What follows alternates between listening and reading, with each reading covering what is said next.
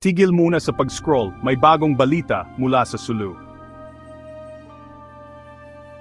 Kinumpirma ng mga awtoridad na napaslang na ang pangalawang pinaka-wanted na individual sa rehiyon.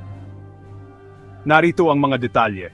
Sa isang mahalagang hakbang para mapabuti ang kapayapaan at kaayusan sa Sulu, nagsagawa ng operasyon ang tropa ng gobyerno na nagresulta sa pagkamatay ng pangalawang pinaka-wanted na tao sa lugar. Ayon sa opisyal na ulat, sangkot ang suspek sa maraming krimen, kabilang ang armadong pag-atake at iba pang malalaking kaso. Isinagawa ng mga awtoridad ang operasyon matapos makalap ng malawak na impormasyon. Binibigyang diin ang kanilang dedikasyon sa pagpapanatili ng kaligtasan ng publiko. Walang naiulat na kaswalti sa hanay ng tropa ng gobyerno. Sinasabi ng mga opisyal na ang pangyayaring ito ay nagpapadala ng matinding babala sa iba pang pugante sa rehiyon na hinihimok silang sumuko at suportahan ang patuloy na inisyatibo para sa kapayapaan.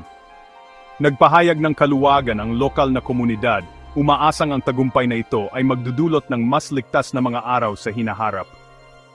Para sa karagdagang balita tungkol sa lumalabas na istoryang ito, manatiling nakatutok.